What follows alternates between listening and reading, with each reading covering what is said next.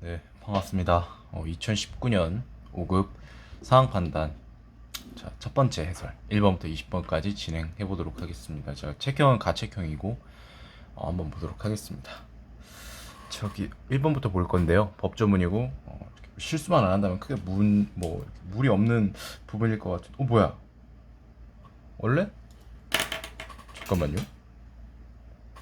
응? 여러분 뭔가 이상하죠? 왜 기울었어? 이거 진짜 프린터도 일을 제대로 못해. 여러분 이번만 좀 이해해 주십시오. 바로 가겠습니다. 프린터 좀 구석에 가가지고 좀 팬 다음에 좀 교육 좀 시키고 올게요. 다음에는 좀 이게 정배열 돼서 나올 겁니다. 이런 거 약간 불편하시는 분들 좀 있을 수 있어요. 저도 이런 거 약간 불편합니다. 이해 좀 부탁드립니다. 자, 문서의 성립 효력 발생에 관한 지금 법조문입니다. 이거는 자, 보면 결재권자가 이제 해당 문서에 서명을 함으로써 그러니까 서명의 방식으로 결제함으로써 성립한다. 뭐 그런 거 있잖아요. 우리 많이 보잖아. 뭐 학교나 공공기관이나 뭐 사기업도 다 전결 뭐 부장 뭐 이렇게 뭐 팀장 과장 뭐 이런 식으로 해가지고 뭐 그런 거. 근데 이제 그 전자서명 같은 경우도 이제 포함이 된다고 하고 이제 수신자에게 도달됨으로써 효력이 발생하는데 전자의 경우 그 시스템에 입력되는 그 기준 시스템에 입력된 그때를 이제 효력이 발생하는 시점으로 보겠다라고 하는 것 같습니다. 자, 공고 뭐 이런 거 고시 또는 공고 있을 때 5일이 경과한 때 효력이 발생하고, 자, 어문 규범에 맞게 작성을 하고 외국어 뭐 이런 거 할 수도 있고요. 특별히 뭐 사유가 없으면 가로로 쓴다라는 거죠. 세로로 쓰면 일본 놈이죠. 자, 문서에 모르겠어요. 대한민국에서 세로로 쓰는 경우가 뭐 없다고는 말할 수 없겠지만 못 본 것 같습니다. 자, 전문 용어 등 사용을 피해서 이해하기 쉽게 작성해야 되고, 음성, 영상, 바코드, 아라비아 숫자, 연월일의 글자는 온점 찍어 표시하되 시분은 이제 24시간제 표시하고 쌍점을 찍어서 시와 분을 이제 구별한다. 거의 다 아는 부분이죠. 1번 보도록 할게요. 2018 점점점 쌍점 맞는데? 1번이 정답이네. 2번 볼까요? 자, 구체적으로 명시되지 않았는데 공고, 고시라고 했어요. 여기 뭐라고 돼 있죠? 5일이 경과한 때 효력이 발생하죠. 그날을 포함해서. 그러니까 틀렸죠. 자, 전자적 시스템에 도달한 문서를 확인한 때가 아니라 전자적 시스템에 이제 입력된 때를 기준으로 효력이 발생하는 거죠. 이거는 이걸 안 봐도 4번은 풀 수 있는 거 아니에요? 좀 약간 풀 수 있지 않을까 싶어요. 왜냐면 문서 작성 시 이해를 쉽게 하기 위해 일반화되지 않은 약어와 전문 용어를 사용하여 작성한다. 뭔가 좀 아니죠? 네. 자, 바코드 아까 표시할 수 있다고 했습니다. 정답은 1번이 되는 걸 확인할 수 있어요. 2번 볼게요. 상황 제시형 법조문 문제인데 보겠습니다. 이런 거는 이제 크게 난이도가 높은 것은 아닌데 이제 실수, 그러니까 함정 포인트, 낚인다고 하죠. 그런 부분만 좀 조심하면 좋을 것 같습니다. 자, 잠시 이렇게 일단 보도록 하겠습니다. 자, 지방 보조금 관련된 건데 옳은 거 일단 고르라고 하고 일단 이 모두에 있는 가장 윗조항을 좀 읽어보겠습니다. 아웃라인을. 자, 일단 중요한 건 일부 또는 전부를 전부를 이제 지방 보조 사업에 이제 보조할 수 있다라는 겁니다. 자, 그래서 이제 다른 용도에 사용해서는 안 된다라는 거죠. 근데 이런 거 비일비재합니다. 뭐 제가 누누이 드리는 말씀이지만 대한민국 국민의 한 사람으로서 이제 단순히 이거를 해설하는 입장을 좀 넘어서 이런 거 보면 좀 열이 받아요. 나라 좀 먹는 쓰레기들 많잖아요. 여러분들 다 인정하시죠? 걔네들 뭐 그냥 한탕주의하고 몇십억 먹고 뭐 몇 년 살고 나오지 막 이런 주의라서 야, 이거 안 하면 바보 아니야 막 이런 걔네들의 논리에 의하면 그렇습니다. 중간에 이제 삥땅 치고 막 리베이트 하고 이 새끼들, 얘네들은 갱생의 여지가 없어요. 무슨 뭐 교화를 해야 된다라는데 교화 같은 소리 하고 있네요. 얘네들은 어떻게 해야 된다? 소멸시켜야 됩니다. DNA라고 하죠, 여러분. 유전자 정보. 그런 애들은 이제 후세에 남기면 안 돼. 타노스 형님 어디 계시지? 이렇게 하면 사라지나? 아무튼 내가 사라지는 거 아니야, 이거? 랜덤이잖아. 지방보조사업자는 어쩌고저쩌고 해가지고 그 변경하려고 하면 도지사의 승인을 받아야 되는데, 다만 이런 그 단서 조항 이런 게 좀 중요하죠, 상황 판단에서는. 그래서 뭐라고 하면 이제 경미할 때는 이제 그러하지 아니하다라고 하는. 자, 인계 중단 폐지할 때는 미리 도지사 승인. 뭐 이런 거 있다고 합니다. 이걸 이제 따진다는 거죠, 비율을. 그러니까 보조금을 이제 지급하는데 이 비율에 따라서 사업별로 이제 그 퍼센트에 맞게 하겠다.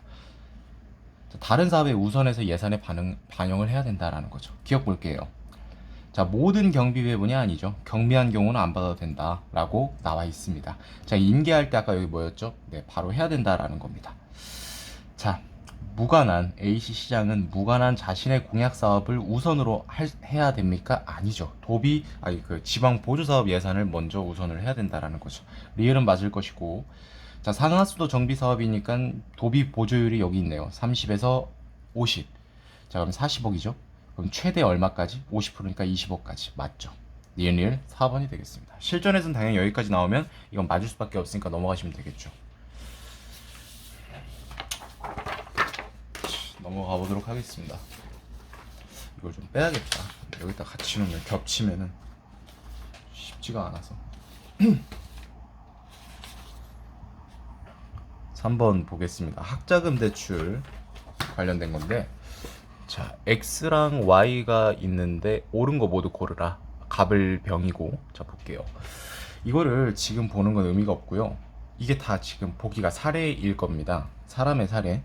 그러니까 일단 기억부터 바로 보고 여기서 이제 들어가는 방식으로 찾아서 보는 방식으로 갈게요. 자, 일단 갑이 중요한 점은 뭐냐면 X학자금을 받았다는 것과 14학점을 이수했고요. 직전에 34살 소득 7분이라는 거죠. 볼게요. 충족하죠. 충족하죠. 비학점이니까 이것도 충족하네. 소득분이 7분이니까 충족하네. 듣네. 받을 수 있습니다. X를 대상이 된 을이 300을 받았다면, 자, 등록금 볼까요? 전액을 지원합니다. 그런데 학기당 150만 원의 생활비도 우리가 같이 신청을 한다면 최대 450의 대출을 받을 수 있음을 확인할 수 있겠죠. 자, 50세고요. 구분이 대학원생, 병, 장애인은 신용 요건에 관계없이, 자, Y로 가봅니다. 나이 일단 되고요. 그 다음에 장애인, 대학원생 이런 거는 이수학점 미주니까 볼 필요 없고요. 소득분이 충족하고요. 하지만 신용 요건에서 금융채무 불이행자, 저신용자 대출은 불가능하다고 했으니까 틀렸고요. 대출 금액이 동일하고 졸업 후 소득이 발생하지 않았다면 X랑 Y의 매월 월 상한 금액은 같다라고 했는데 한번 보겠습니다. 자, 기준 소득을 초과하는 소득 발생 이전 유예, 이건 유예고요.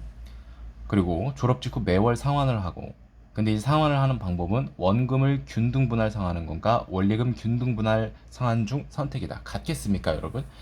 소득이 없으면 유예가 되고 Y는 소득이 없어도 그런 지금 조건이 없으니까 무조건 갚아야 된다는 소리죠. 졸업을 함과 동시에. 그러니까 틀렸습니다. 그리고 이게 무슨 뜻이냐면은 여러분이 연봉을 4천으로 시작을 해요. 굉장히 높게 시작하는 거죠. 신입치고는, 대졸 신입치고는. 물론 더 이상도 있겠지만 근데 뭐 거기까지 볼 필요는 없고. 근데 예를 들어서 이제 기준소득이 뭐랄까 한 2,200이라고 잡아볼게요. 이게 무슨 뜻이냐면, 그럼 여러분 여기서 빼면 1,800 남잖아요. 그럼 이 1,800을 기준으로 해서 여기에 일정 비율을 곱한 값을 이제 그 1년에 뭐 몇 번 나눠서 내거나 아니면 한 번에 몰아내거나 그런 뜻입니다. 아시겠죠? 아, 여기 있네. 기준소득 초과분의 20%를, 그러니까 예를 들어 연봉 4천인 사람이 시작을 하면은 기준소득을 2,200으로 잡으면 여기다 20% 곱하면 360만 원을 1년에 이제 그 의무 상한 금액이다. 이렇게 보시면 되겠죠. 상식으로 알아두세요. 4번 볼게요. 에너지 바우처 비슷한 것 같은데, 자, 1인 8만 1,000원, 10만 2천원, 11만 4천원 이렇게 지원을 한다고 하고요. 실물카드, 가상카드로 나뉘는데 뭐가 이렇게 많아 좀. 이런 거 중요하죠. 다만, 그런데, 또한, 아파트는 안 된다. 이렇게만 보고 넘어가면 될 것 같아요. 이렇게 세 개가 있는데, 여러분 흔들리시죠? 죄송합니다. 고정을 해야 되는데. 자, 신청 대상은 생계급여, 의료급여, 수급자로서. 그러니까 이게 기본 조건이라는 소리죠. 오늘따라 이거 왜 이렇게 흔들리지? 죄송합니다. 이거 진짜 제가 한번 조심해 볼게요. 흔들리지 않는데 원래. 자, 신청 방법은 본인이나 가족이나 이제 대리 공무원들이 신청해 줄 수 있고, 전기도시 뭐 이런 거 뭐 신청 서류가 있다고 합니다. 이건 나중에 봅니다. 상황 볼게요. 가불병이 있고, 자, 장애인이고 실업급여, 의료급여. 자, 실업급여 포함이 없죠. 왜냐면 실업급여 언급이 없어요. 네, 그러니까 갑은 아니에요. 이거 기억은 볼 필요가 없는 거지. 만약에 이걸 놓쳤다면 아파트 거주자잖아. 그러면은 1인 가구고 이걸 서류를 다 갖췄다면 81,000원을 받을 수 있는데 실물은 안 돼요. 아파트 거주자니까. 그럼 이거 하면 되지. 자동 차감되는 거. 이거 그러니까 이거를 만약에 놓쳤으면 기업은 오른복이라고 선택을 할 수 있겠죠. 자, 대리 신청했대요. 4인 가구 단독주택이고요. 실물카드 가능하고 4인 가구니까 114,000원 가능하겠네요. 니은은 맞습니다. 자, 병원 도시가스를 선택해서 102,000원의 에너지 이용권을 가상카드로 지급받을 수 있고, 생계급여하고 2인 가구 아파트니까 만약에 잔액이 발생한다. 여기 있다. 잔액이 발생한 경우 전기요금 차감되더라. 그럼 디귿은 맞죠? 정답은 5번이 되는 걸 확인할 수 있습니다.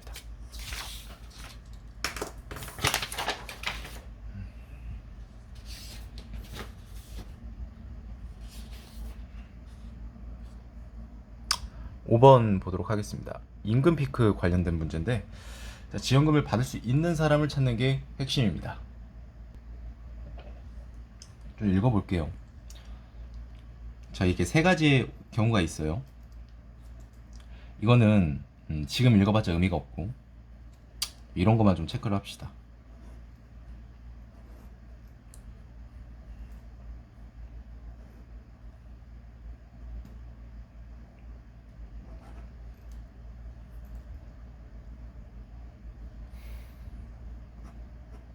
자, 18개월 이상을 근무한 사람을 일단 대상으로 한다고 합니다.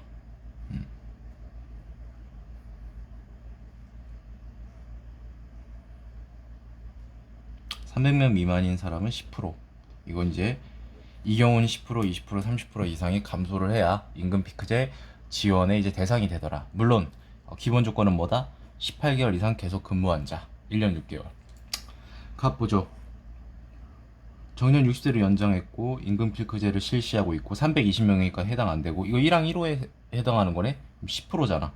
자, 피크 임금이 4,000이었고 올해 3,500이면 500 떨어졌죠. 그러면 4,000분의 500은 뭐야? 8분의 1. 자, 분수의 소수 12.5%, 10% 넘죠? 가능합니다.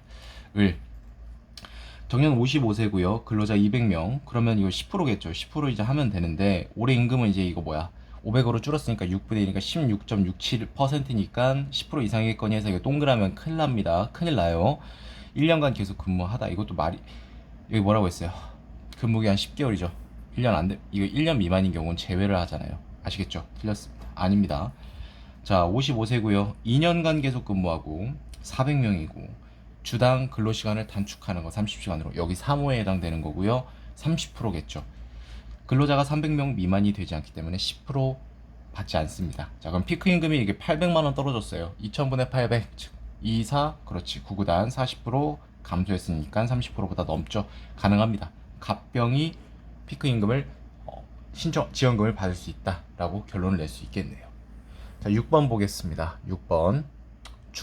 주식 관련된 부분 같은데 요즘 주식 힘드시죠? 저도 주식을 하는 입장으로서 쉽지가 않지만 이거 보시는 분들 중에서 주식 하시는 분들 계실 거예요. 자, 뭐 우리가 뭐 어떻게 했습니까? 그냥 힘냅시다. 파이팅 하시고. 쉽지가 않습니다. 자, 증권거래세라는 게 있습니다. 양도, 쉽게 말해서 판다는 건데, 팔 때 이제 세금을 붙여서 이제 그걸 이제 하는 건데, 주권을 양도하는 자는 납세 의무를 지고요. 다만 금융투자업자를 통해서 주권을 양도하는 경우 증권거래세 해당 금투업자가 이제 한다라는 겁니다. 주권을 양도하는 경우 증권거래세 과세표준은 그 주권의 양도가액, 쉽게 말해서 여러분 이거 쉽게 말하면 내가 삼성전자 주식을 5,000주를 되게 많은데 억 단위인데 이러면 한 2억 7, 8천 될 텐데 5,000주를 뭐 한 주당 뭐 6만 원에 팔겠다. 뭐 이런 식으로. 그럼 그 곱한 값이 양도가액이다라는 거죠. 자, 양도의 세액은 1,000분의 5, 5%라고 하지 마세요. 0.5%입니다. 자, XY 증권시장에서 양도되는 주권에 대해서는 이렇게 한답니다. 0.15%, 0.3%. 여기보다 확실히 좀 절감되죠. 이게 주식을 안 하시는 분들은 이게 차이가 뭐 거의 없네, 뭐 그렇게 부담이 안 되네 싶을 수 있는데, 이거 약간 여러분 이제 트레이더 관점에서 보면 이제 스캘핑이라는 단어가 있어요. 뭐냐면 막 짧은 시간 내에 매수하고 매도하고 막 하는 건데, 매도할 때마다 이 증권 거래세가 붙거든요. 이게 이제 쌓이고 쌓이면 굉장히 무시를 못 합니다. 이거 굉장히 많은 겁니다. 현재 이제 대한민국의 유가증권 시장 코스피가 제가 알기로는 0.23%로 알고 있습니다. 코스닥은 좀 모르겠는데, 아무튼 자, 볼게요. 자, 그래서 이제 투자자 갑은 금융투자업자 을을 통해서 세 건의 주권. 하나, 둘, 셋. 자, 이거를 지금 계산하지 말고 1, 2, 3, 4, 5번 이거 하면서 같이 매칭을 시키겠습니다. 자, 증권거래세는 갑이 직접 아니죠. 금융투자 을을 통했으니까 금융투자업자가 내야 된다. 납부돼야 될 증권거래세 계산을 해야겠네, 그냥. 자, A부터 보죠. 자, 이거 여러분 양수한 이거 산 가격 고려하지 마세요. 이게 지금 주당 100주 3만 원이면 300만 원이고 지금 이거 150만 원이니까 빼서 150이 과세 표준이겠지 하는 주간을 개입하지 마시기 바랍니다. 여기서는 무조건 팔 때 어딨어? 팔 때 양도하는 경우 양도가액, 양도 금액의 주권수를 곱한 금액이다. 따라서 과세 표준은 300만 원이고 얘는 X니까 X 300만 원의 0.15% 뭐예요? 15 곱하기 3이지 4,500원이란 소리입니다. B 볼까? 200만 원이네. Y에서 3%니까 6,000원. 숫자가 좀 안 보이셔도 따라오세요. 제가 어차피 이거 잘 따라오시면 이거 잘 안 보여도 이해하실 겁니다. 자, C는요, XY 통하지 않고 5만 원에 200주, 즉 얼마죠? 1000만 원을 그럼 0.5%가 적용되겠죠. 1000만 원에 0.5%는 뭡니까? 50만 원 하지 마세요. 5만 원입니다. 그럼 6만 500원이니까 6만 원 초과죠. 자, 탄력세율을 적용받지 않습니다. C회사의 주권은 그냥 팔았으니까. 자, 이거 나오네. A가 150이 아니라 300이죠. 자, 이게 맞을 거고. Y증권사 시장에서 C회사 주권을 통한다면, 자, 일단 여러분 C회사를 우리가 그 양도할 때 0.5% 받아 먹었잖아요. 그런데 금투업자 입장에서 우리는 잃은 거지. 근데 이제 Y를 통하면 0.3%니까 몇 퍼센트 포인트 감소하죠? 0.2% 포인트. 그런데 여기에 뭘 곱해야 돼? 양도가액 1000만 원. 1000만 원의 0.2%는 2만 원이지. 그럼 2만 원 감소하는 걸 알 수 있죠. 정답은 5번이고 그냥 넘어가려다가 한마디만 하고 갈게요. 금융투자업자 뭐 NH 뭐 SK증권 뭐 한국투자증권 키움증권 얘네들을 다 이제 신한금융투자 이런 애들 다 기관이라고 하는데 그냥 헛소리 한번 하고 갈게요. 여러분들 이제 머리 식히실 겸. 자, 기관이 여러 개가 있어요. 근데 가장 거기서 이제 큰 거를 이제 두 개로 골자로 하면은 금융투자랑 연기금이 있습니다. 연기금은 뭐 군인연금, 뭐 사학연금, 그다음에 뭐 여러 가지 있어요. 근데 이제 거기서 거의 9할 이상이 MPS라고 하죠. 이거 보시는 분들 아마 이거 준비하시는 분들도 있을 거야. 국민연금. 얘가 거의 9할 이상 차지하고 이거는 뭐 제가 아까 말씀드린 뭐 SK 이런 애들 어쨌든 얘네들은 뭐다? 사기꾼이다. 이게 이제 밑도 끝도 없이 그러는 건 아니고 너무 많이 받아먹잖아 솔직히. 이게 너무 세. 증권거래 이거 수수료 너무 세거든요. 아무튼 맨날 막 고점에서 막 이제 살 때다 하면서 사면 막 폭락하고. 대한민국의 공매도 제도가 굉장히 문제가 많죠. 이 주식을 안 하는 분들도 이제 알 정도로 대한민국의 공매도는 문제가 많습니다. 왜냐면 공매도는 이제 주식이 없는데 이 가격에 팔아놓고 이제 주식이 내려가면 그때 이제 다시 사서 이 차액을 노리는 거거든요. 근데 대한민국의 공매도는 거의 외국인이 한 60, 70%고 기관이 한 20, 30%고 개인은 1%밖에 안 돼요. 비중이. 거의 뭐 외인들의 놀이터다 이런 말들이 나오는 게 거짓말이 아닙니다. 근데 왜 그러냐면 공매도 이제 주식을 빌렸으면 갚아야 되잖아요, 그렇죠? 근데 갚는 상환 기간이 사실상 무기한입니다. fee 수수료만 내면 돼요. 말이 안 되죠. 미국 같은 경우는 6개월인가 3개월인가로 딱 정해져 있거든요. 그래서 이거를 계속 이제 말하는데 듣질 않아요. 뭐 금융이 뭐하나 뭐해. 이유가 있겠죠. 듣지 않고 나몰라라 하는 데는, 외면하는 데는. 이것만 하면은 대한민국 증시가 좀 그래도 안정될 텐데. 자, 7번 볼게요. 더 할 말이 많은데 대한민국이 이제 IMF 사태도 겪었고 좀 대한민국 증시가 굉장히 기형적입니다. IMF 사태 이후로 본격적으로 외국인들의 자금이 많이 들어와가지고 대한민국 증시에서 외국인들이 빠져나가면 굉장히 큰 타격을 입거든요. 결국 이렇게 좋은 상태는 아닙니다. 지금 되게 심각하고 어쨌든 상권 분석이 이루려는 X와 Y 가설이 있다고 합니다. 그래서 이제 X 가설에 의하면 소비자는 유사한 제품을 판매하는 점포 중 한 점포를 선택할 때 가장 가까운 점포를 선택을 하는데 이동거리가 점포 선택에 큰 영향을 미친다. 그런데 항상 가장 가까운 곳을 찾는다는 그 X 가설이 또 적용하기 어려운 상황들이 있다라는 겁니다. 그러니까 무조건 100%는 아니다라는 거죠. 뭐 예를 들어서 뭐 할인을 한다거나 뭐 1+1을 주는 행사를 한다면 기꺼이 먼 거리까지 뭐 찾아간다 뭐 이런 것 같아요. 자, Y 가설은 다른 것 조건이 동일하다면 그 인구에 비례하고 흡인력 거리 제곱에 반비례한다고 봅니다. 즉 인구가 많은 도시일수록 더 많은 구매 기회를 제공할 가능성이 높다라는 거죠. 자, 예를 든다고 하네요. A, B, C 세 도시가 있고 C는 A와 B 사이에 위치하고 5km 떨어져 있고 A로부터 B는 10이다. 이건 좀 써주는 게 좋을 것 같아요. 지금 이렇게 있다는 거죠. 그래서 A까지 5km, 그다음에 B까지 10km. 자, A 같은 경우는 50만 명. 그다음에 B가 400만 명. C는 9만 명. 지금 현재 이 상태인 겁니다. 그런데 흡인력을 이제 계산을 해야 되는데 이거 뭐 이거잖아요. 거리의 제곱에 반비례하고 인구에 비례하니까 50만 나누기 반비례하니까 이게 분모가 되는 거야. 근데 5가 아니라 25. 그래서 이제 흡인력은 2만, B15니까 4만. 그럼 2만 명, 4만 명이 가는 게 아니고 1대 2잖아. CC의 인구가 뭐지? 9만 명. 그러면 이제 3분의 1이 1로 가고 3분의 2가 여기 간다는 거지. 이렇게. 이거를 지금 나타낸 것 같습니다. 기억 보도록 하죠. 유사한 제품을 판매하는 점포들 중 한 점포를 선택할 때 소비자는 더 싼 가격에 구매하기 위해서 이거는 X 가설이 아니고요. X 가설은 가까운 걸 찾는다는 이론인데 그게 적용되지 않는 사례를 말한 것 뿐이니까 기억은 틀렸어요. 아닙니다. 자, Y 가설은 인구 및 다른 조건이 동일하다면 당연하죠. 거리가 가까울수록 뭐가 된다? 이 분모의 수치가 작아지는 거잖아. 분수는 분모가 작아지면 작아질수록 커지는 거잖아요. 자, 거리를 5에서 10km가 5랑 10km가 아니라 5km, 5km라고 합니다. 그럼 여러분 이거 막 힘들게 이렇게 계산하지 마세요. 그냥 5대 5는 1대 1인 거잖아. 그럼 거리의 비가 1대 1이면 제곱을 해도 1대 1인 거잖아. 50과 400이니까 인구 비는 얼마 되죠? 1대 8. 그럼 뭐야? 결과적으로 최종 비율은 1대 8입니다. 자, 그럼 9만 명 중에 10,000명이 A로 가고 8만 명이 어디로 간다? BC로 간다. 정답은 니은디귿 4번임을 알 수 있습니다. 계산이 좀 들어가는 문제라고 해서 너무 이렇게 선입견을 갖지 마세요. 이렇게 의외로 쉽게 풀리는 거 많습니다.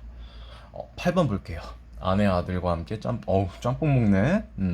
짬뽕 요리에 필요한 재료를 사기 위해 이제 어쩌고저쩌고 해가지고 재료를 모두 구매하는데 조건이 있겠죠, 당연히. 다만 그 필요한 재료가 여기 있죠. 근데 여기에 절반 이상이 냉장고에 있으면 50%안 산다 라는 거죠. 자, 아내와 갑은 성인 1인분이고 아들 총 2.5인분의 짬뽕을 만들어야 된다라는 소리입니다. 매운 음식 잘 못 먹으니까 고추는 절반, 새우는 1인분. 이런 게 이제 함정 포인트죠. 그러니까 2.5인분의 짬뽕을 만들되 그 재료 중에 새우만큼은 3인분의 양을 만들어야 된다라는 소리가 되겠습니다. 자, 이게 무슨 글자예요? 외계인 상형 문자야? 자, 볼게요. 면 200g 있는데 2.5인분이니까 200g 2.5g 하면 곱하면 500g이 필요해. 그럼 이제 250이 50%인데 얘는 안 되죠. 그럼 300g 사야 되니까 1번 틀렸고. 양파 봅니다. 양파는 60g이니까 2.5 곱하면 150g이죠. 근데 얘 뭐야? 얘 절반이 75니까 100g 있으니까 안 사도 되겠네. 새우가 40g 3인분이니까 120g이야. 아무것도 없죠. 120 사야 됩니다. 이게 왜 100g이냐면 아까 2.5인분으로 이 조건을 놓치고 계산해 버리면 100g이 되거든요. 그럼 이걸 3번이 정답이 이렇게 체크를 할 수 있겠죠. 자, 고추 봅니다. 건고추 8g이니까 2.5인분이니까 20g이 필요한데 아내를 위해서 절반만 넣으니까 10g이 필요해. 근데 왜 7g이야? 아니죠. 돼지고기가 90g 들어가요. 90g 곱하기 2.5 하면 이거 뭐예요? 25에서 2.5 뭐야? 250에서 25 빼주면 되는 거죠? 225g. 자, 돼지고기 지금 100g 가지고 있어요. 절반은 안 되죠. 그럼 차이값이 얼마죠? 125g. 사야 됩니다. 5번이 정답이 되겠네요. 자, 넘어가겠습니다.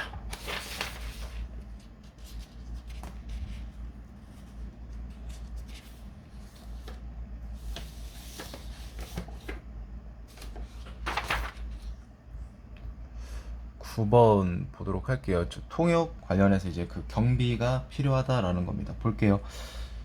이거 주차장 요금 같이 생겼네. 주차장 요금 안내판 같아. 야외 주차장. 자, 통역료 출장비로 이루어지는데 출장비는 교통비랑 이동 보상비가 있고요. 왕복 실비 지급이랑 이동 시간당 10,000원을 지급하더라 라는 겁니다. 자, 영어랑 인도네시아 2명씩 4명. 일단 교통비부터 계산해 볼까요? 자, 편도로 2시간이니까 이런 거 놓치지 마세요. 왕복은 4시간이 되는 거겠죠.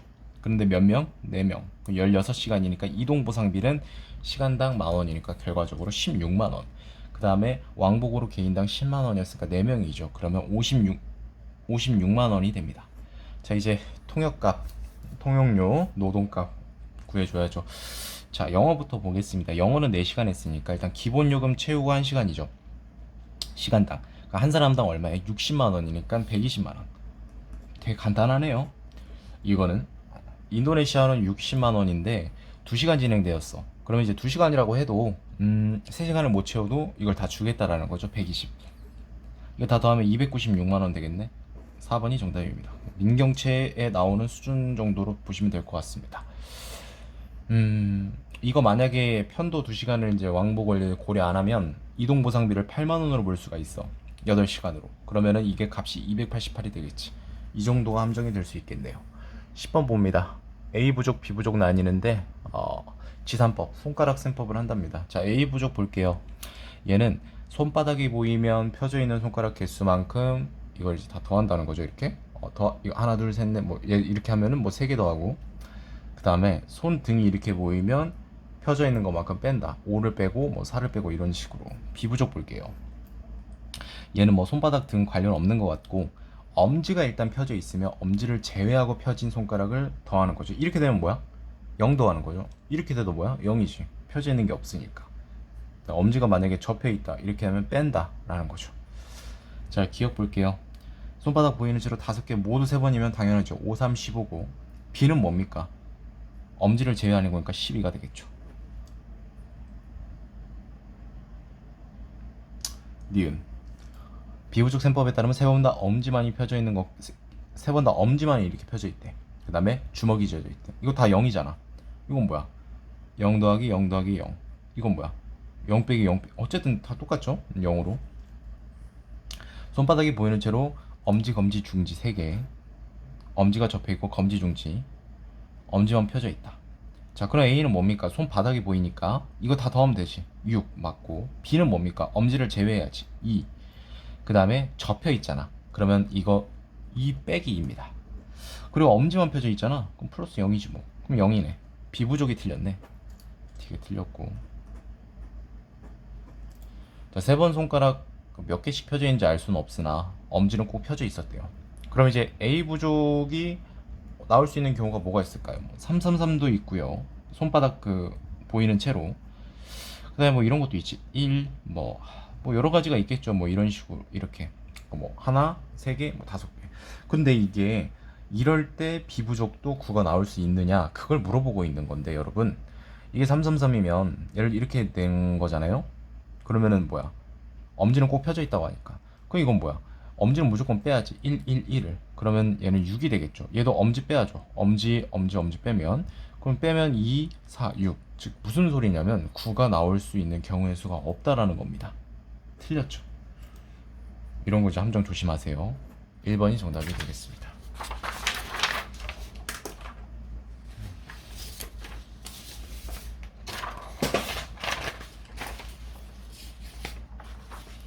그 다음에 11번 보도록 할게요. 드라마 캐스팅 하는데 열혈 군의관 보겠습니다. 조선시대로 가다. 20대 후반 군의관. 그치? 예과 들어가서 2년 거치고 본과 들어가서 4년 거치고 6년에 현역 20살로 들어갔다 치면 레지 이런 거 해가지고 보통 레지던트 그거 하고 제가 알기로는 군의관으로 가는 걸로 알고 있는데 20대 후반이네. 어쨌든 오디션 점수를 기본으로 하고 가감해서 뭐 플러스 마이너스가 되는 부분이 있겠죠. 최종 점수를 높은 사람 당연히 캐스트하겠죠. 캐스팅 첫째 28세 기준으로 이걸 일단 체크만 해놓으세요. 그러니까 많거나 적거나 1부터 2 곱하기 2씩 빠진다는 거죠. 2살이면 뭐 4점 감점 이런 식으로. 자, 군의관 역할은 5점을 감점을 하겠다. 시청자들이 식상해할 수 있을 것 같아서요. 지랄 연병하네. 셋째 같은 경우는 저희 드라마가 퓨전이기 때문에 사극을 이제 해본 경험이 있으면 10점. 넷째는 만약에 그 동점자가 발생했을 때는 기본 점수가 우위더라 라는 거고, 이건 나중에 보는 거고, 일단 이걸 통해서 우리가 가불병 정보의 점수랑 나이를 생각을 해봐야겠죠.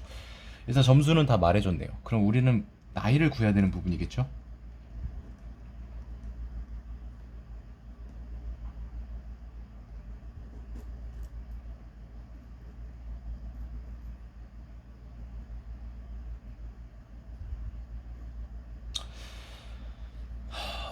이거 뭐야?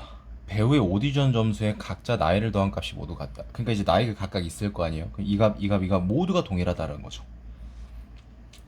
이걸로는 잘 알 수 있는 게 없고, 이걸로 이제 들어가야겠네. 23살.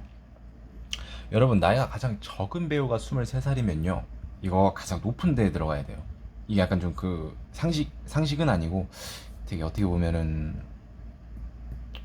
뭐 당연한 부분일 수도 있는데, 예를 들어서 만약에 23살 어린애가 갑이었다면 99가 되죠. 얘 99 맞추려면 21가 돼야 되잖아. 안 맞는다고. 그럼 만약에 여기 가볼까? 그럼 얘는 뭐야? 101이 돼야 되잖아. 그럼 여기다 100일 되려면 여기는 뭐 21이 들어가야 되지. 그럼 얘보다 지금 얘가 나이가 더 어려요. 얘가 무조건 어려야 되는데. 그러니까 얘가 갈 수 있는 곳은 딱 여기밖에 없습니다. 아시겠죠? 이 23살이라는 거지. 자, 이때부터 이제 가감해주면 되는 겁니다. 에스컬레이터라고 생각하면 돼. 여기는 내려가는 에스컬레이터, 여기는 올라가는 에스컬레이터. 얘는 지금 3이 내려갔으니까 얘는 3이 올라가야겠지. 비유 적절했다. 아주 좋다. 내려갔으니까 이제 올라가겠지. 뭐 이런 식으로 내려왔으니까 올라가겠지. 이렇게.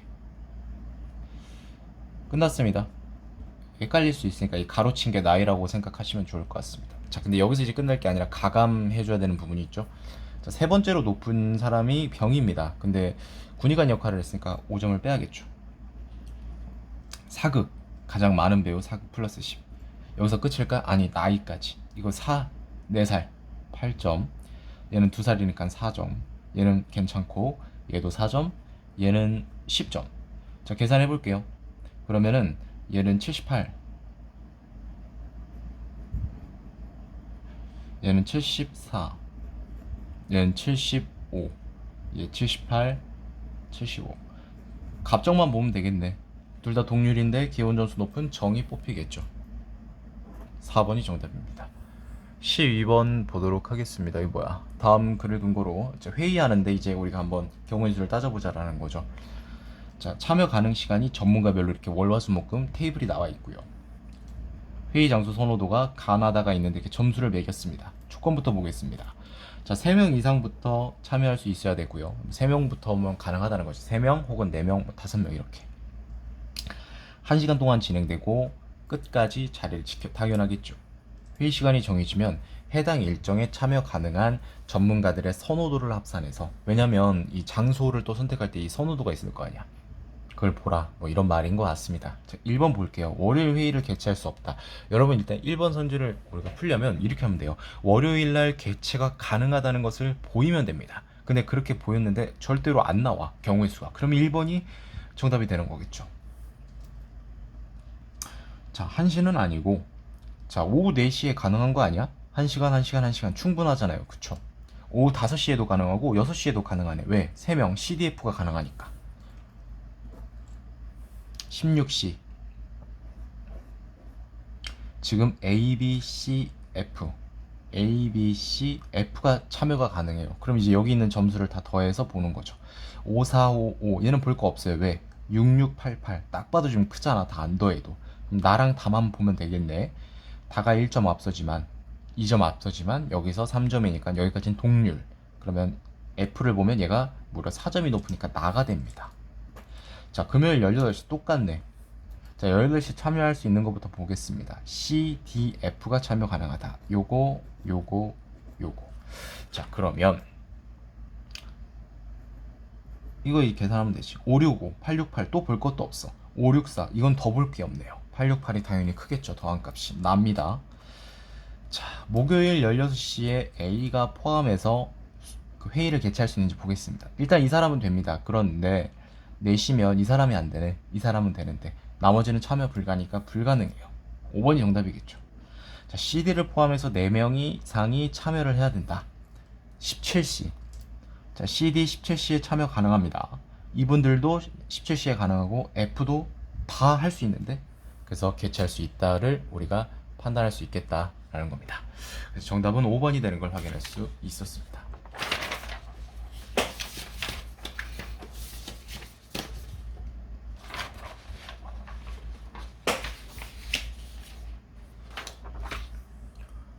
자, 13번. 이런 문제들은 그냥 풀기가 싫은 넘어가는 거 좋을 것 같아요. 자, 철수가 구매한 과일 바구니를 확실히 맞힐 수 있는 사람. 왜 확실히라고 할까요? 맞힐 수 있는 사람도 아니고. 그러니까 경우의 수가 나뉜다는 건데 그 경우의 수를 만들어 보라 라는 소리죠. 일단 볼게요. 5가지의 바구니가 있는데 2가지 질문으로 이 5가지에서 하나를 무조건 명확하게 골라낼 수 있는 사람을 찾아라 라는 거랑 그 말인 것 같습니다. 거짓말을 못하고 정확하게 알고 있대요. 무게랑 색깔, 종류랑. 바구니에 들어있는 과일이 모두 몇 개니? 자, 그러면 이제 가볍게 일단은 개수를 좀 적어 주겠습니다. 만약에 3개라고 하면 이게 들어가고 1kg 이상이니 그러면은 참외 하나, 귤 2개니까 안 되죠. 그럼 맞아. 그럼 이거 하나 뽑을 수 있지. 만약에 4라고 했을 때는 2개가 뽑히겠지. 그럼 이 2개에서 1kg 이상이니 그 질문으로 인해서 하나를 고를 수 있을까요? 사과, 참외, 귤, 오렌지. 이게 다 더해도 1000 안 돼. 얘는 1000 넘죠. 메론만 해도 1000이니까. 그럼 고를 수 있다는 거지. 만약에 5인 경우에는, 5개인 경우에는 사과 2개, 참외 2개. 이게 딱 봐도 1000 넘죠. 얘는 뭐야? 200, 300, 500g에 700g, 850. 즉 무슨 소리야? 1kg 넘고 1kg 안 넘죠. 따라서 이것도 판별이 가능하더라.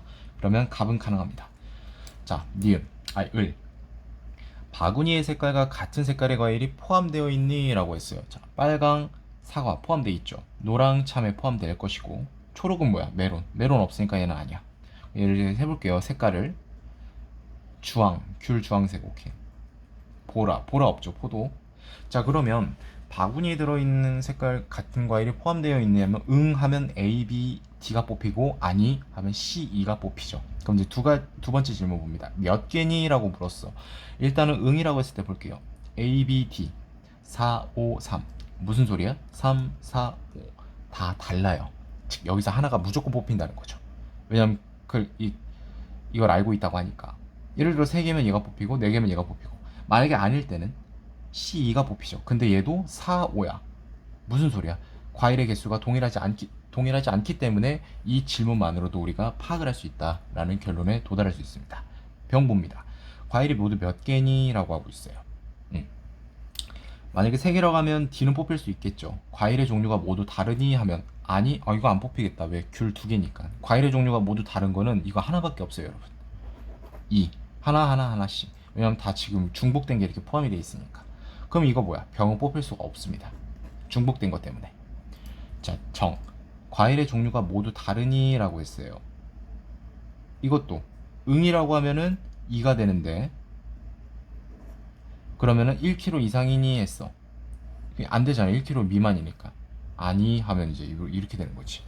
그러니까 어쨌든 2는 가능할 수 어떻게 보면 될까? 이거는 만약에 과일의 종류 모두가 다르니 응 하고 X라고 한다면 2가 뽑히겠죠. 왜? 2 모두 다르고 얘 1000g 안 되니까, 1kg 안 되니까. 그런데 여기까지는 괜찮은데 이게 문제지.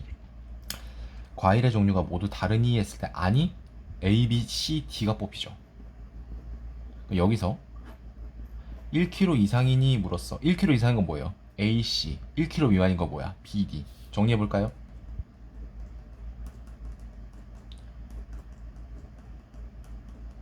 무슨 소리야? 1kg 미만이면 이 2개가 남고 1kg 이상이면 2개가 남아. 그럼 이 질문에서는 결과적으로 하나를 뽑을 수 없다. 이 경우는 가능하지, 2를 뽑았을 때. 근데 이거 확실히 맞출 수 있는 거는 이 경우도 충족을 해야 되니까 정도 안 됩니다. 따라서 갑을 1번이 정답이면 우리가 알 수 있어요. 14번 보도록 하겠습니다. 14번 보면 민원을 이제 접수를 하는데 X랑 Y가 있는데 일단 가볍게 X는 10상승, Y는 20하락. 여기까지만. 9 to 6에 100으로 시작하고요. 그 다음에 매시 청각 5씩 상승. 하지만 9시, 1시, 6시는 안 오른다. 그 다음에 이런 것도 중요하죠. 13시부터는 다시 리셋, 초기화되는 거죠. 100으로. 그 다음에 어찌됐건 여차저차해서 6시가 되었을 때 50 미만, 즉 49부터겠죠. 1일의 월차를 준다고 합니다. 이거 그럼 뭐 지인들한테 야 나 누군데 친구야 하면서 야 저 와이 민원 좀 해봐 하면서 막 나 내일 쉬고 싶네 이럴 수도 있는 거 아니야 이거? 자, 어디 가나 이런 그 허점이 좀 있습니다. 자, 민원 등록 대장이 있고, 자 보겠습니다. 기억부터. 이게 선지가 3개 있는 거는 좀 어려운 겁니다. 시간 걸리고. 왜냐면 그만큼 경우의 수가 많기 때문에. 자, 기억 니은에 상관없이 6시에 갑의 감정도는 을의 감정도보다 높다. 자, 그럼 갑부터 보겠습니다. 일단 여러분 1시부터 가야겠죠. 왜? 100으로 초기화 된다고 했잖아. 자, 갑의 경우 Y랑 X 민원이 하나씩 있습니다. 따라서 몇 하락? 10 하락. 그 다음에 기억이고요. 을의 경우 을은 좀 많네. Y 하나, 둘, 셋. Y가 셋이면 60 하락하는데 X가 10 상승이니까 마이너스 50이 되겠죠. 그 다음에 플러스 니은. 자, 그 다음에 그 매시 정각에 5씩 주는 거 있잖아. 이 시간 제외하면 뭐야? 2시, 3시, 4시, 5시. 즉 4번이죠. 5, 4, 20. 그걸 더해주면 되지. 이렇게 되는 거죠.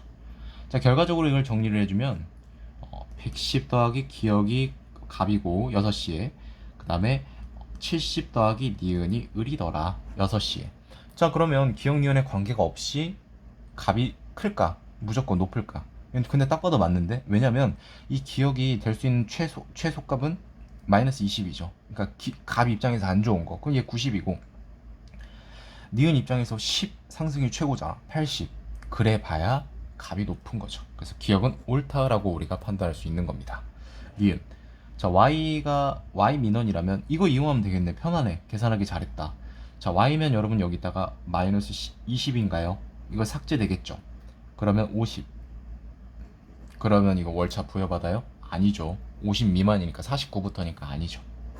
자, 12시 30분에 을의 감정도. 이건 9시부터 기준으로 봐야겠네요. 자, 9시에 을은 100이었습니다. 거기다가 10시에 X민원을 했으니까 110이 됐겠네요. 그 다음에 12시 30분이니까 이거는 필요 없겠죠.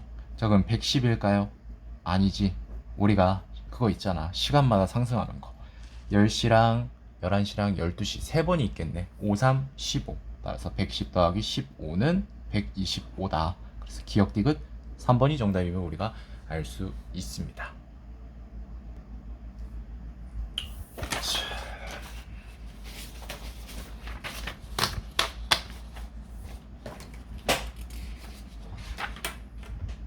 그 다음에 15번 보도록 할까요? 둘 다 경우의 수 문제인데 여러분 이것도 굉장히 중요합니다. 실전에서 다 풀 수가 없어요. 그 진짜 잘하시는 분들 있잖아. 피세동 인간 이런 분들을 제외하면은 거의 근데 그런 분들은 1%도 안 되거든 사실. 1%? 한 많이 쳐줘야 한 1.5%에서 2% 전체 수험생에. 그래서 다 못 푸니까 15, 16이면 이제 그 책형 기준으로 끝부분이잖아. 이제 이게 뭐야 다음 책형이면은 이게 이제 35, 36번이고 둘 중에 하나를 선택한다면 15번을 선택하는 게 맞습니다. 왜냐면 이 만족도 경우의 수를 찾는 것보다 이게 좀 더 쉬울 수 있거든요. 자, 보겠습니다. 자, 교환학생 보내는데 5명 중에 안타깝지만 1명만 보낼 수 있기 때문에 그 우리가 추첨을 해야 된대요. 근데 100점 만점을 10점 단위로 점수를 매기는데 100점을 얻으면 5장을 주고요. 90점을 얻으면 2장. 100점이 크네요. 80점은 1장. 70점부터는 X. 그리고 또 다른 조건 보겠습니다. 추첨함에 넣고요. 자신이 받은 그 카드를.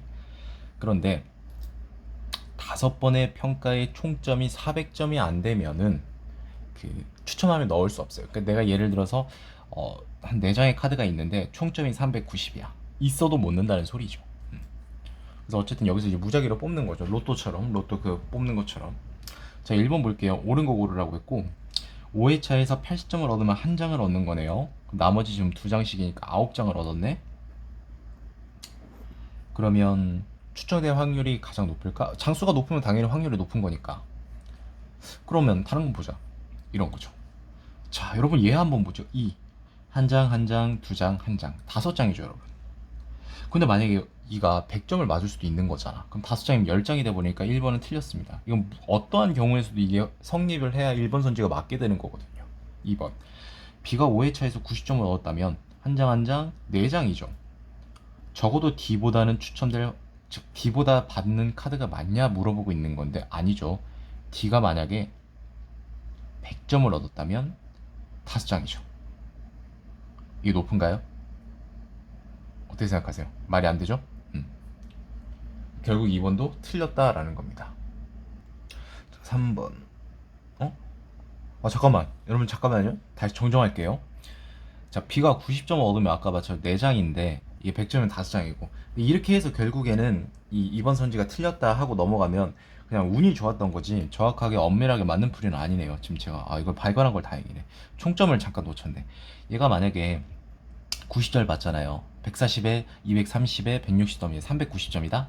근데 D는 최대로 받을 수 있는 게 100점이지. 아까 이 경우가. 그래 봐야 280, 380이라고.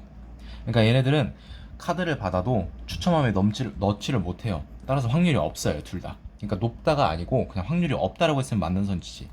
아무튼 2번 이렇게 해설을 정정하겠습니다. 3번. 5회차 평가에서 카드를 받지 못하더라도 70점이라는 소리네. 자, 70, 70, 210, 그 다음에 180, 390이네. 얘는 확률이 높아요? 아니죠. 400점이 안 되지. 얘도 똑같네. 4번. 5회차에서 100점을 받았대. D가 출전될 확률은 세 번째로 높다. 이것도 다 연세로 들어가는 거네. D는 400점이 안 돼요. 100점을 맞아도. 5번이 정답이겠네. 이것만 보면 쉽게 풀리는 문제였군요. 2번. 이가 5회차 평가에서 카드를 받지 못하더라도 이는 추첨 대상에 포함될 수 있다. 자, 카드를 받지 못했다는 거 70점이죠. 240입니다. 그 다음에 90점과 70점을 더하면 160이고요. 어쨌든 400이에요. 400점 미만이 아니죠. 따라서 카드를 넣을 수 있어요. 이미 카드를 5장 확보하고 있으니까. 16번 보도록 할게요. 16번은 옳지 않은 거를 이제 판단하는 건데 A구, B구로 이루어진 신도시 가벨은 어린이집 복지회관이 없대요. 그래서 60억 원의 예산을 사용해서 신축하려고 한다고 합니다. 자, 보죠. 근데 시민 만족도가 가장 높도록 어린이집과 복지회관을 신축하려고 한다. 조금 이제 어감이 좀 잘 와닿진 않는데 확실하게 각 시설에 대한 만족도 합. 각 구에는 무조건 한 개의 시설 신축. 동일한 시설 즉 2개까지만 가능하다는 소리입니다. 이 말을 이꼴 2개를 신축하면 그 시설의 한 개만 만족도가 20% 감소. 굉장히 복잡하죠. 자, 1, 2, 3, 4, 5를 풀려면 우리가 이걸 경우의 수를 파악을 해야 됩니다. 만족도가 가장 높은 경우의 수. 자, 일단 원론 쪽으로 들어가 볼게요. 자, 만족도가 이게 가장 높고 여기서는 이게 가장 높을 수 있는데 이렇게 보면 어떨까? 60억까지니까 하나, 둘, 셋 하나씩만 하라고는 말 안 했잖아. 반드시 하나가 최소로 신축을 해야 되는 거 뿐이지 한 구에 2개까지는 가능한 거잖아. 3개가 안 되는 거지. 그러면 이렇게 볼까요? 55억이니까 예산 범위 되고요. 만족도는 125가 됩니다.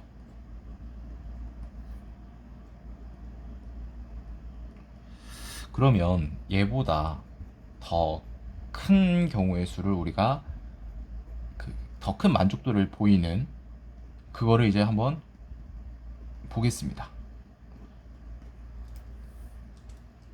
예를 들어서 얘를 두 개 하면 40억. 얘를 이제 하면 이제 60억 되죠. 60억 내니까. 그럼 만족도가 70에 120. 얘는 안 돼. 그러면은 얘를 만약에 2개. 20, 20, 40. 100이죠. 그 다음에 이거. 복지회관. 그러면 30인가? 그럼 둘이 더하면 130인가? 그런데 한 시설에 대한 만족도가 20% 하락해야 되죠. 여기에 대한 만족도 20% 하락하면 10점이 안타깝지만 깎입니다. 그래서 120점이라 이것도 역시 안 돼. 자, 그럼 이건 어떨까? 15, 15가 딱 이쁘게 돼 있네. 얘 곱하기 2하고 곱하기 하면 60억 딱 맞잖아. 그럼 얘 60이고 만족도가 80이네. 그럼 140이죠. 여기서 요거 하나 20%씩 깎는 거죠. 하나만. 그러면 이거 둘이 그냥 더해서 봐도 되는 거잖아. 그러면 70에 20%는 14. 아, 얘구나 라는 걸 알 수 있습니다. 얘보다 더 큰 거 없습니다. 그럼 게임 끝났네요. 126이고요 60억 들고요. A는 복지 곱하기 2, B는 어린이 곱하기 2. 이게 맞다 합니다. 1번 볼까요? 예산은 모두 사용되죠. A고 복지입니다. 2번이 정답이네. B고 맞고 4개 맞고 조건 5가 없더라도 신축되는 시설의 수는 달라지지 않을 것이다. 그렇죠. 조건 5가 없으면 오히려 더 할 나위 없겠죠. 140이니까.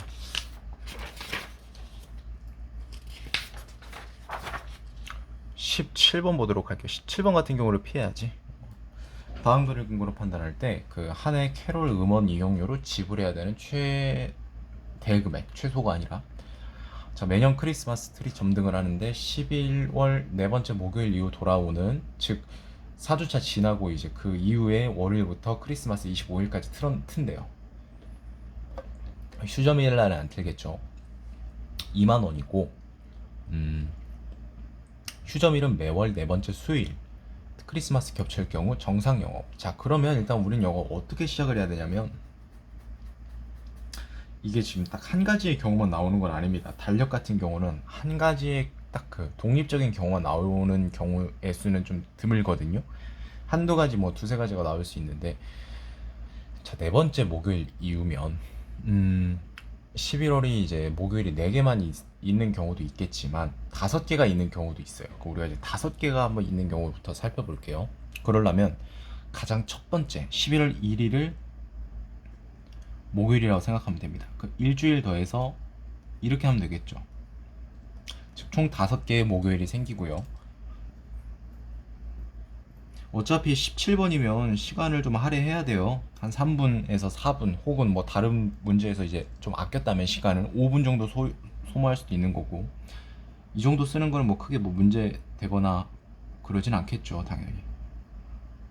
그리고 모든 숫자를 다 쓸 필요는 없습니다. 필요한 숫자만 쓰는 거예요. 자, 이 상태면 이렇게 돼요. 그래서 네 번째 목요일 이후니까 돌아오는 여기서부터죠. 그러면 하나, 둘, 셋, 넷, 다섯, 뭐 이렇게 될 수 있나? 그쵸. 그리고 이제 휴점일 살펴봐야지. 아쉽게도 휴점일은 7, 14, 20일이라서 네 번째가 걸립니다. 따라서 11월에는 최대 4일을 칠 수 있습니다. 그리고 아까 말했듯이 그 뭐랄까, 요걸 이제 하루 땡길 수 있습니다. 그러니까 뭐냐면 수요일을 1일로 잡는 거지. 그렇게 되면 여기가 1일이 되고 8일이 되고 15일이 되고 22일이 되고, 여기가 28일이 아니라 29일이 되고 여기가 30일이 되겠죠. 이렇게. 그 네 번째 수요일은 여기니까 이건 제외가 안 되겠죠. 그 30, 29니까 화요일은 28이 되고요. 월요일은 27일이 됩니다. 마찬가지로 목요일은 하나, 잠깐만, 1이니까 2, 그러니까 하나, 둘, 셋, 넷이니까 상관없고, 그래서 27, 28, 29, 30 이렇게 내일 4일이 돼요. 결국에 1일이 수요일이든 목요일이든 11월은 최대 4일만 가능하다라는 거죠. 12월 보면, 자, 우리가 이제 이 파란색으로 쓴 걸 우리가 기준으로 가볼까요? 그 1일이 토요일이 되니까 8일이 되고 15일이 되고 22가 되고 29가 되겠죠. 일요일, 네, 월요일, 31일. 자, 그럼 우리는 이제 볼 게 뭐예요? 28, 27, 26, 25일이니까 이게 네 번째 수요일이 되겠죠? 하나, 둘, 셋, 넷. 휴점일 상관없죠. 왜 25일이니까. 그리고 설사 휴점이랑 겹쳐도 큰 문제가 없고요. 어찌됐건 12월은요 25일이 가능합니다. 그러면 우리 둘을 조합하면 29일이 되겠죠. 하루에 얼마 낸다고 했죠? 2만 원 낸다고 했죠. 따라서 그렇게 되면 결과적으로 뭐가 된다? 그러면은 저기 58만 원. 정답은 3번이 되는 걸 확인할 수 있습니다. 자, 그 다음에 이제 18번 보도록 하겠습니다. 잠시만요.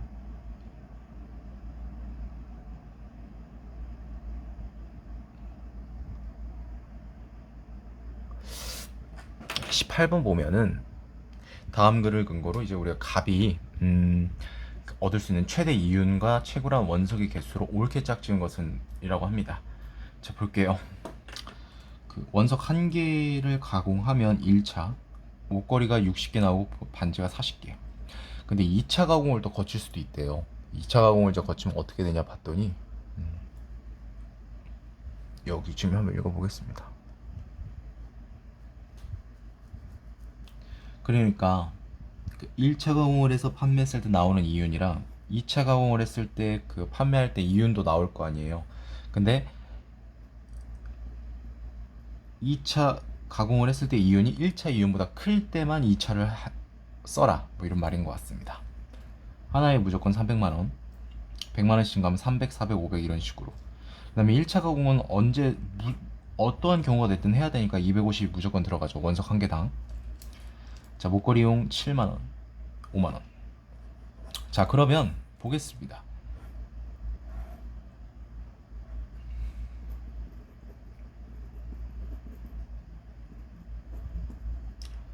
목걸이는 1차에 얼마죠? 300이랑 250은 공통으로 빼주니까 나중에 고려해도 상관없을 것 같습니다.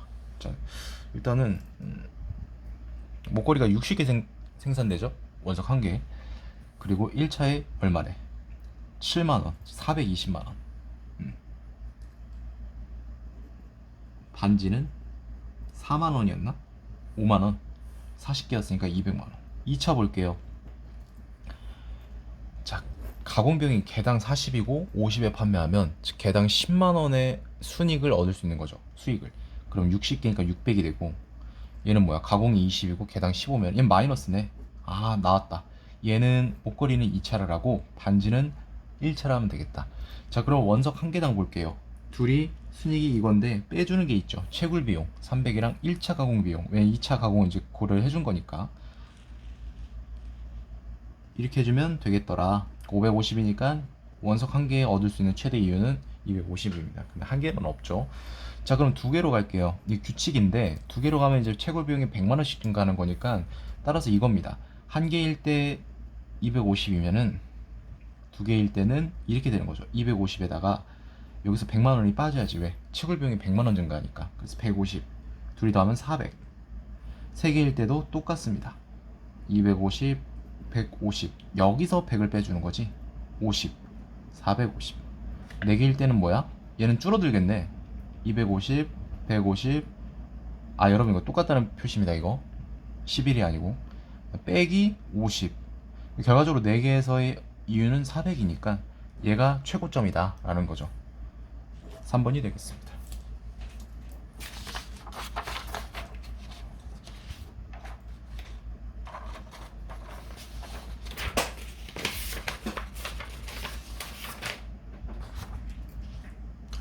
자, 19, 20번 보고 끝내도록 할게요. 도지에 대한 지금 문제를 지금 물어보고 있습니다. 잠깐만, 조명이 풀렸네.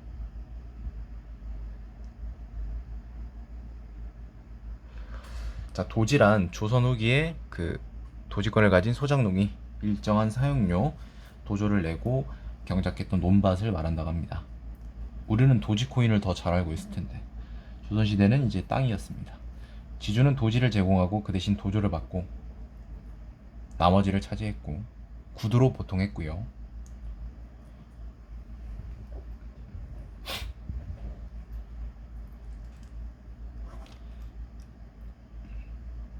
미리 도조를 이제 정하는 방식. 그 다음에 수확하기 직전에 이제 간편인을 보내서 수확량 조사해서 도조를 결정하는 방식도 있고. 근데 이제 논밭을 경작하기 전에 도조를 미리 주고 하는 경우도 있었는데 그건 이제 선도지라고 합니다. 코인에선 진도지라고 있는데 도지코인의 대항마라고 해서 진도깨가지고 진도지. 아무튼 그렇습니다. 도지권을 가진 소장농은 영구히 할 수 있었고요. 그 지주의 승낙 없어도 임의로 팔고 사고 뭐 상속도 가능했다고 합니다. 자, 도지권의 매매 가격은 소장농 도지권 가격의 얼마? 절반. 아이고 씨, 이거지. 2분의 1. 도지의 전체 가격은 소장농의 도지권 가격과, 이게 좀 헷갈리네. 이걸 좀 정리를 해야겠네.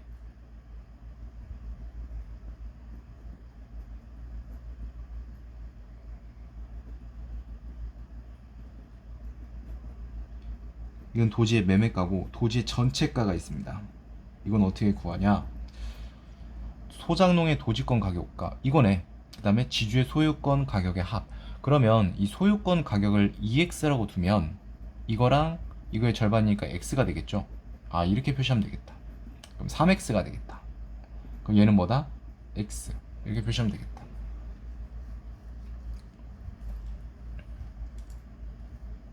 또 일반 소장농한테 해서 도지 이렇게 차익을 노리는 경우도 있었다고 합니다.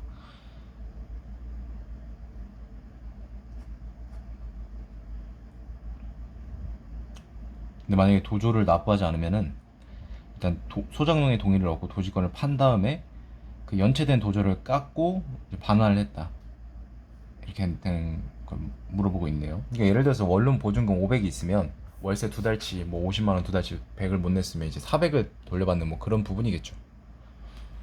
토지조사 사업, 이거 이제 일제강점기 때 도지권이 좀 부인되었다고 합니다. 모두 탄압 좌절됐다고. 안타깝습니다. 19번 볼게요. 옳은 거 모두 고르라고 했는데 자, 기억 볼게요. 지주의 사전 승낙 없어도, 그렇죠, 여기 뭐라고 했습니까? 팔 수 있고 매매할 수 있고 저당 상속 가능했다고 했죠. 자, 간평 일본의 도조를 결정했습니다. 이거 선도지 아니죠. 선도지는 따로 있죠. 경작전에 하는 거죠. 자, 소작을 할 수 없게 된 게 아니라 도지권이 부인된 거죠. 전형적인 상황 판단의 그 오답 패턴 유형입니다. 지주의 동의를 얻지 않아도 팔 수 있었죠. 1번이 정답이 되겠네요. 20번 봅니다. 이런 문제는 보통 계산 문제가 포함되어 있죠. 매년 쌀 20마를 수확을 하는데 전부를 대상으로 매년 수확량의 4분의 1이니까 5마리죠. 근데 우린 돈이 중요하니까 여기 있다. 25냥이 매년 납부해야 될 도조다 라는 거죠. 자, A의 전체 가격이 뭐야? 도지의 전체가라는 거죠. 아, 이거 미리 계산을 하니까 편하네. 자, 그러면 도지 매매가는 3x가 900이니까 이게 300이 되겠네. 오케이, 일단 가봅시다. 25냥 납부하고요. 기억은 25. 니은은 자, 매년 몇을 받아 도조 납부 후 25냥을 남긴다. 그럼 50이죠. 디귿. 여기 있다. 매매 가격이 소유권 가격의 절반이니까 300. 근데 두 번 못 냈죠. 50을 빼줘야 돼요. 250만 반환하더라 라는 거죠. 그렇게 되면 625. 3번이 되겠죠. 근데 여러분 이거 900이잖아요. 근데 소유권 가격이 2분의 1이라고 해가지고 900의 절반은 450이죠. 이렇게 되면 문제가 어떻게 되냐면 25, 50은 똑같아요. 여기 450에 매매하고 두 번 안 냈으니까 400이 되겠죠. 아까 25랑 50이고 이렇게 되면 여러분 925가 돼서 5번이 되거든요. 이거 조심하시기 바랍니다. 요것은 도지의 소유권 가격, 지주의 소유권 가격이 아니라 도지의 전체 가격입니다. 도지의 전체 가격은 소장농의 도지권 가격과 이거죠. 지주의 소유권 가격의 합. 그래서 소유권의 2분의 1, 이게 핵심이었다는 거죠. 요거를 좀 파악을 했으면 굉장히 이제 무난하게 실수에 당하지 않고 넘어가지 않고 실수하지 않고 볼 수 있었겠다라는 부분입니다. 자, 어찌됐건 이제 19, 20번까지 해가지고 2019년 시행되었던 5급 상황 판단 첫 번째 해설 영상을 마치도록 하겠습니다.